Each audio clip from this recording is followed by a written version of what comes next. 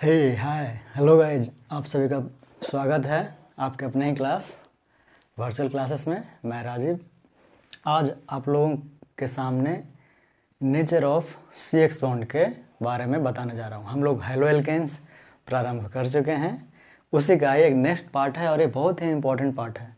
पूरा का पूरा चैप्टर इस पे डिपेंडेंट है, nature of C X bond कैसा होता है। ठीक है, तो नेचर का मतलब समझते ही हैं, प्रकृति, यानी इस बॉन्ड का प्रकृति कैसा हो सकता है। तो ये जो कार्बन होता है और ये एक्स क्या है, हेलोजन है। तो ये तो आपको पता है कि हेलोजन क्या होते हैं। हेलोजन सारे के सारे इलेक्ट्रोनेगेटिव एलिमेंट होते हैं, इलेक्ट्रोनेगेटिव होते हैं।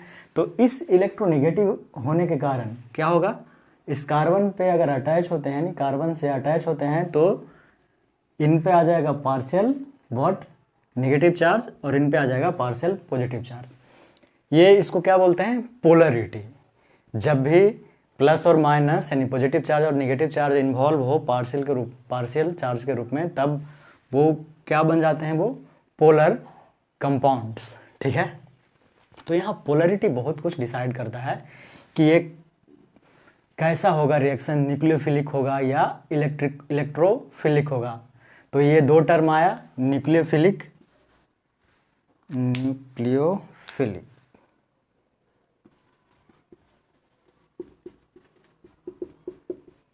स्पेसिस किसको कहते हैं, ये पॉइंट आएगा। न्यूक्लियोफिलिक इसका मतलब ये होता है कि वो सारे स्पेसिस जिसके पास इलेक्ट्रॉन की संख्या बहुत ही ज़्यादा हो, यानी वो क्या हो, इलेक्ट्रॉन रिच। सिंपल सा छोटा सा टर्म क्या, इलेक्ट्रॉन रिच स्पेसिस, इसको हम लोग बोलते क्या है, न्यूक्लियोफिलिक स्पेसिस। ठीक है, इसके बाद क्या आएगा, इलेक्ट्रोफिलिक स्पेसिस। तो ये क्या हो जाएगा, जस्ट इसका उल्टा। अगर ये इलेक्ट्रॉन रिच था न्यूक्लियोफिलिक, तो ये क्या होगा, इलेक्ट्रॉन डिफिशिएंट स्पेसिस। ठीक है, तो ये दो टर्म है और इसी के कारण जो सी एक्स बॉन्ड जो निर्भर करता है कैसे न्यूक्लियोफिलिक सब्स्टिट्यूशन रिएक्शन होगा, ये सारा का सारा ये नेचर ही डिसाइड करता है। तो ये पोलर बॉन्ड हो गया। ठीक है, तो ये पॉजिटिव होने के कारण क्या करेगा, न्यूक्लियोफिलिक स्पेसिस के साथ क्या करेगा, रिएक्शंस करेगा ना। जब कम हो, इसके पास पॉजिटिव है, इसके पास नेगेटिव है, तो पॉजिटिव और नेगेटिव का क्या होता है, अट्रैक्शन। ठीक है, तो ये कब ज़्यादा करेगा, कार्बन न्यूक्लियोफिलिक सब्स्टिट्यूशन रिएक्शन कब ज़्यादा करेगा, जब उसके आसपास जो जुड़ रहे हैं वो मोर इलेक्ट्रोनेगेटिव हों, ऑब्वियसली तभी तो ये करेगा। तो यही पॉइंट है यहाँ पे। और एक चीज़ और आपको क्लास 11 से याद होगा कि जहाँ भी पोलरिटी का बात करते हैं, तो वो किससे बात करते हैं, डायपोल मोमेंट से। किसे करते हैं, डायपोल मोमेंट। अब कहेगा सर ये तो केमिस्ट्री का बात आ गया, तो एक्चुअली में है। ठीक है, तो यहाँ सिर्फ हम लोग क्या बात करते हैं, डायपोल का। ठीक है, मोमेंट जब लगाते हैं तो फिजिक्स में आ जाता है। ठीक है, सिर्फ यहाँ डायपोल का बात करते हैं, इसी से स्टडी करते हैं हम लोग इसको। तो म्यू डायपोल को डिनोट करता है। ठीक है, ये याद है या सब भूल गए हैं, बताइए।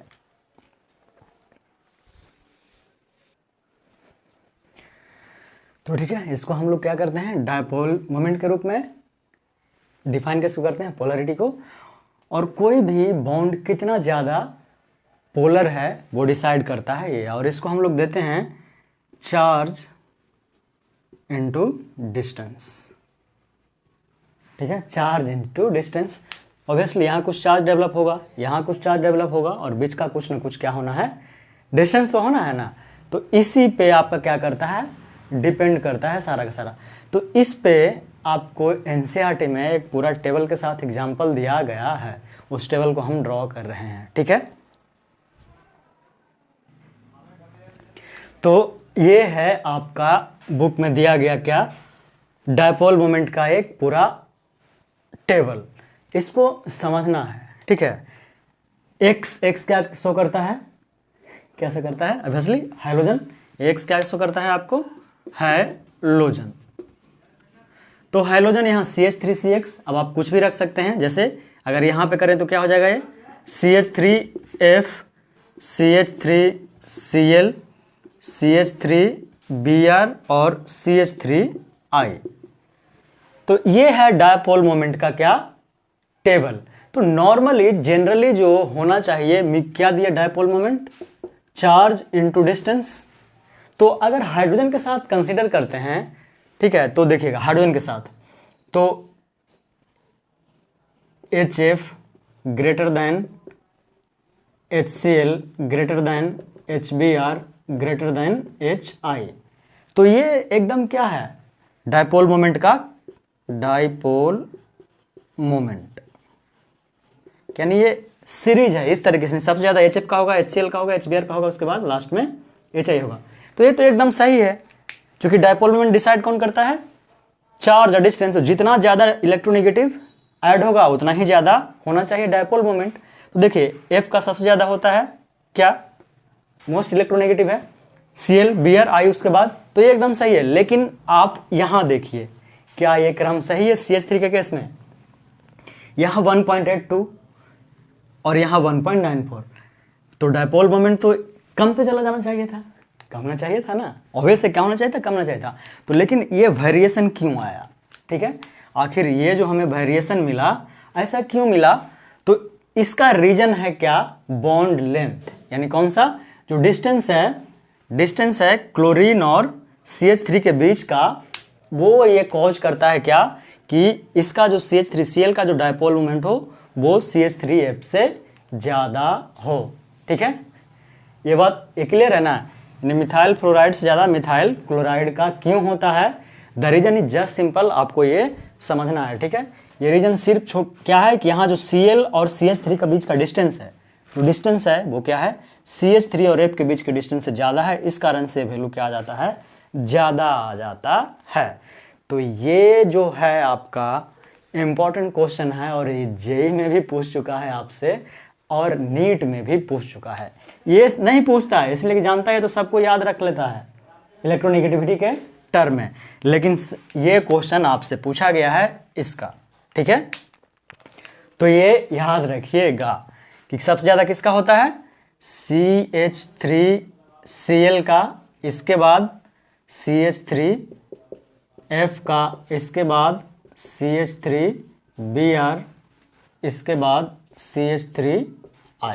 सो ये एकदम क्या है, इंपॉर्टेंट है, इसको स्टार लगा लीजिए, ये 2 से 3 बार रिपीट हो चुका है आपका ये क्वेश्चन, ठीक है। तो ये था, ये समझ में आया ना, ठीक है, क्यों हुआ बस ये जानना था। तो रीजन क्या है, डिस्टेंस ज़्यादा हो जाता है क्लोरीन और मिथाइल ग्रुप के कंपैरिजन में, हालांकि इलेक्ट्रोनेगेटिविटी इसका ज़्यादा है, लेकिन फिर भी इस डिस्टेंस ज़्यादा होने के कारण इसका डायपोल मोमेंट क्या होता है आपका, ज़्यादा हो जाता है। क्लियर है अब, ठीक है। तो ये दिया हुआ है आपके बुक में भी, एनसीईआरटी में भी, लेकिन ये समझना सिर्फ इंपॉर्टेंट था यहाँ, क्योंकि ये क्वेश्चन पूछ भी लिया है, ठीक है। कोई दिक्कत इसमें, तो अब हम लोग इसका इंट्रोडक्शन पूरा सीख गए हैं हेलो एल्केन का। वो क्या था, जिसको क्या बोलते हैं आप लोगों में, ट्रेलर, पिक्चर अब शुरू होता है आपके चैप्टर का। तो ये जो पिक्चर शुरू होता है वो कहाँ से होता है, प्रिपरेशन ऑफ हेलो एल्केन से, यानी अब आ रहे हैं हम लोग मेन कंटेंट पे, जहां से मैक्स क्वेश्चन, आपको एक क्वेश्चन तो मिल गया, अब मैक्स क्वेश्चन जहां से बनते हैं, प्रिपरेशन ऑफ हेलो एल्केन्स। तो जो पहला है वो है first from alcohol. Class 7th में पढ़े हुए कि इस ग्रुप को हम लोग क्या बोलते हैं, सॉरी OH ग्रुप को हम लोग क्या बोलते हैं, अल्कोहल ग्रुप बोलते हैं। तो अब आरंभ हो रहा है पिक्चर, तो आज सिर्फ इस पिक्चर का क्या होगा, ट्रेलर होगा, ठीक है। तो क्या करेगा कि अल्कोहल से, ठीक है, यार क्या शो करता है, अल्काइल ग्रुप, यानी अल्कोहल से हमें क्या बनाना है, हेलो एल्केन्स बनाना है। तो इसमें अल्कोहल एक लेते हैं, कोई एक हेलो एल्केन के साथ, उसके बाद ZnCl2 और कंक HCl यानी कंसंट्रेटेड HCl लेते हैं। और ये पता होगा कि ZnCl2 और दोनों को, ठीक है, HCl, इन दोनों को हम लोग क्या कहते हैं, ल्यूकस रीएजेंट। लूकस भी पढ़ते हैं, ठीक है, लूकस रीएजेंट, लूकस भी पढ़ते हैं, लूकस भी पढ़ते हैं। तो आज इसका सिर्फ हम यहीं पे छोड़ रहे हैं, ठीक है, क्योंकि पिक्चर अब दिखाएंगे अगले क्लास में, ठीक है। ओके, तब तक अगर आप लोग पढ़ सकें इसको तो पढ़िएगा।